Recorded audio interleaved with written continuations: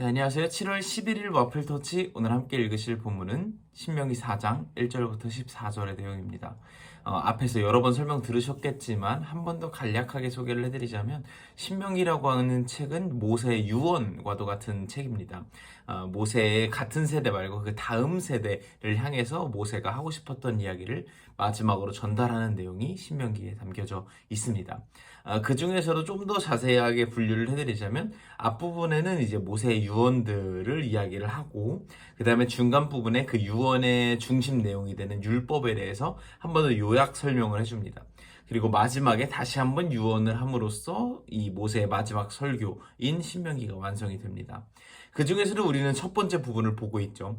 이 첫 번째 부분도 좀 더 디테일하게 이야기를 드리자면, 1, 2, 3장까지는 모세가 그 전 세대를 향해서 우리 그동안 이런 거 잘 못했었잖아. 이런 율법 잘 못 지켰었잖아. 하나님 이렇게 속상하게 해드렸잖아. 라는 이야기를 하면서 4장부터는, 오늘 본문부터죠. 4장부터는 이제 우리 이런 거 잘 지켜가자.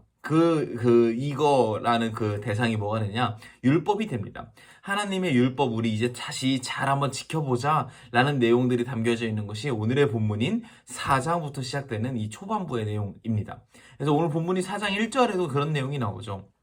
내가 너희들에게 강력하게 권고하오니 하나님의 그 법과 규정을 우리 잘 지켜야 돼 라는 이야기로 오늘의 본문이 시작이 됩니다. 이 법과 규정이라는 것이 이 성경에 나와 있는 율법을 의미하는 것입니다. 그 강아지 그 잘 양육하는 강영욱 씨 여러분 아시죠? 그 강영욱 씨가 했던 말 중에 굉장히 좀 명언 같은 것 중에 그런 말이 있습니다. 반복되고 자극적인 소리는 강아지를 놀라게 해요 라는 이야기가 있습니다. 이게 굉장히 그 표정과 이런 것들이 이제 재밌어가지고 이슈가 돼가지고 여러 군데 막 이렇게 짤로 형성돼서 돌아다니고 했었는데요. 반복되는 말이라는 것이 굉장히 좀 종이 한 장 차이로 굉장히 좀 부정적으로 변할 때도 있는 것 같습니다. 예를 들면은 그 예전에 그런 얘기 있었죠. 잔소리와 조언의 차이가 뭐냐, 뭐 이런 이야기가 있었습니다. 잔소리든 조언이든 굉장히 좀 반복적으로 전달된다는 특징이 있는 것 같습니다. 그리고 이 반복적으로 전달되다 보면은 이게 아무리 좋은 의미로 다가와도 잔소리로 바뀌게 되는 것이 굉장히 삽시간이다라는 생각을 종종 하게 됩니다. 우리 주변에도 왜 그렇죠? 막 똑같은 이야기를 해도, 똑같은 충고를 해도 막 여러 번 반복하는 사람이 있는데, 이게 어떻게 보면은 참 이렇게 감사한 조언 같다 이렇게 듣다가도 순식간에 왜 이렇게 여러 번 얘기해, 잔소리잖아 라고 듣게 되는 것 같습니다. 제가 바로 어제 있었던 일인데요. 어제 이제 이게 되게 반복되는 이야기인데 이렇게 보면 잔소리고 저렇게 보면 조언이구나를 되게 느꼈던 경험이 있었습니다. 이제 제가 제 아내랑 밖에서 점심 순댓국밥을 한 그릇 맛있게 먹고 집에 오는 길에 성심당 그 팥빙수가 유명하대라고 이야기를 나누면서, 그럼 성심당 팥빙수를 포장해서 집에 가서 먹자 이런 이야기를 했습니다. 성심당에 가서 팥빙수를 포장했고 집에 와서 그것을 먹으려고 딱 포장지를 깠는데 안에 드라이 아이스가 이렇게 몇 개 들어있는 겁니다. 왜 드라이 아이스 보면 왜 그런지 모르겠어요. 꼭 그걸 가지고 장난치고 싶어지더라고요. 그래서 나 이거 가지고 장난칠 거야. 그 그릇에 담고 물 부어서 그 뽀글뽀글뽀글 거품 나게 할 거야 라고 아내한테 이야기를 했죠. 그래서 아내가 이제 뭘 정리 중이었는데 저한테 빽 소리 지르는 겁니다. 그거 손으로 만지면 안 돼! 그러는 겁니다. 그래서 알았어 하고서 옮기는데, 오빠 왜? 그거 손으로 만지면 안 돼! 알았어. 네. 또 한참 지다가 이제 그릇에 담으려고 하니까, 오빠 왜? 그거 손으로 만지면 진짜 다친다! 이러는 겁니다. 무려 3번이나 이렇게 이야기를 하더라고요. 그렇게 3번이나 이야기를 듣고 저도 그렇고 와이프도 그렇고 갑자기 웃음이 팍 나는 겁니다. 그래서 하하 막 하면서, 여보 제가 뭐 애기도 아니고 어린이도 아니고 알았습니다. 이거 안 만질게, 손으로 안 만질게 라고 하면서 막 둘이 웃으면서 막 그 드라이 아이스에 물을 부으면서 막 뽀글뽀글 거품을 보면서 그렇게 놀았던 그런 기억이 있습니다. 어제 있었던 일인데요. 어제 그걸 경험하면서 느낀 게, 굉장히 여러 번 안 해도 될 얘기, 제 딴에는 안 해도 될 얘기를 여러 번 반복해서 이제 충고를 해준 것이죠. 그런데 그게 막 기분 나쁘고 불편한 잔소리로 느껴진 게 아니라 웃음 나는 조언으로 느껴지더라고요. 그러면 그 이유가 무엇일까 생각을 해보면 이것인 것 같습니다.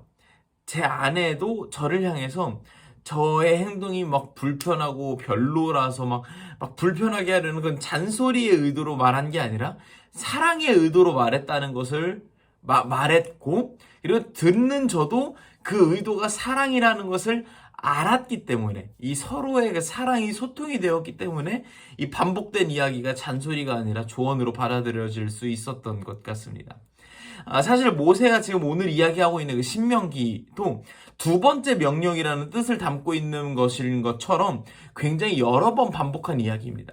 모세오경이라고 하는 창세기부터 신명기라는 책의 한 4권 정도는 출애굽기부터 신명기까지의 책은 사실 같은 내용을 계속 반복하고 있습니다.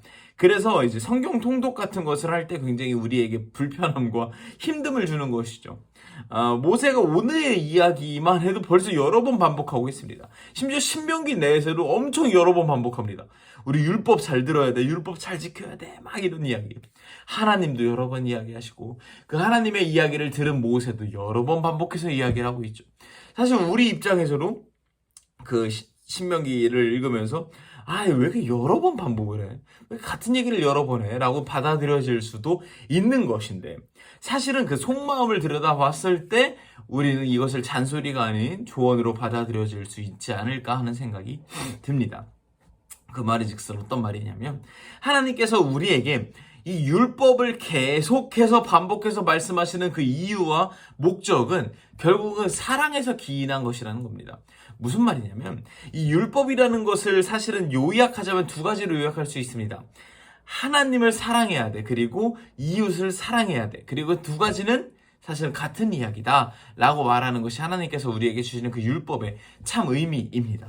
그리고 여기에 좀 더 나아가자면은 이 율법을 실행함으로써 우리가 이웃들을 더 하나님께 받은 사랑으로 이웃들을 점점 더 사랑하고 점점 더 사랑함이 늘어남으로써 서로도 시기 질투하고 분쟁이 일어나고 투쟁하는 그런 서로가 서로를 더 찍어 눌러서 계속해서 불행해지는 세상을 만드는 것이 아니라 서로가 서로를 사랑함으로써 하나님께 받은 사랑으로 서로가 서로를 사랑함으로써 세상을 점점 더 살기 좋게 만들고 그러므로써 결국은 우리가 살기 좋은 행복한 세상을 만들려고 조언하는 것이 결국 율법이 말하고자 하는 바입니다. 결국 하나님께서 계속해서 율법을 강조하는 그 마음은 너네가 좀 더 행복한 세상에서 살았으면 좋겠다라는 마음에서 말씀하시는 그런 사랑의 마음이라는 것이고, 모세도 마찬가지라는 것입니다. 사실은 율법뿐만이 아닙니다. 이 성경책 전체, 신약 성경부터 구약 성경, 이런 앞에 읽었던 모세 오경, 이런 모든 성경책에서 말하고자 하는 바가 율법의 내용입니다. 하나님 사랑해야 돼. 그리고 그것에 기인해서 너네 서로를 사랑해야 돼. 구약 성경의 수많은 예언서들을 보면 그런 내용들입니다. 너네 왜 서로 사랑하지 않아? 그거 하나님 사랑하는 행동 아니야. 너네 서로 사랑하지 않아서 서로를 찍어 누르고 비판하고 비난하고 투쟁하고 경쟁하고 막 서로 위에 갑질하고 이런 것들이 결국 너네들을 더 불행하게 만들 뿐이야 라는 이야기들을 하고 있는 것이고요. 신약 성경에서 예수님이 말씀하신 것도 마찬가지고 그 뒤에 서신서들도 마찬가지의 내용들을 계속해서 반복하고 있는 것입니다. 이 반복의 마음은 결국은 하나님께서 우리를 사랑하시는 마음, 너네가 더 행복한 세상에서 살았으면 좋겠다는 마음에서 기인한 것입니다. 그래서 우리도 그 반복된 이야기를 지루해야 할 것인지 아니면 조언으로 받아들일 것인지의 그 극명한 차이는 하나님이 나를 사랑하신다는 것을 깨닫고 느낄 때 그 차이가 벌어지는 것은 아닐까 하는 생각이 듭니다. 오늘 하루도 하나님께서 우리에게 또 한 번 반복된 이야기를 하십니다. 내가 너희를 얼마나 사랑하는지를 알았으면 좋겠고 그 사랑으로 서로 사랑했으면 좋겠다라고 말씀을 하십니다. 이 한마디를 붙잡고 오늘 하루 여러분 어떻게 사시겠습니까? 오늘 하루 여러 가지 다짐으로 하루를 시작하실 텐데 이 다짐으로 함께 시작할 수 있었으면 좋겠습니다. 오늘 내 삶을 통해서 하나님께서 이렇게 여러 번 반복해서 말씀하실 정도로 그토록 원하시는 이웃을 사랑하는 태도가 내 삶에서 드러났으면 좋겠다라는 것이 오늘 하루의 다짐이 되었으면 좋겠습니다. 감사합니다.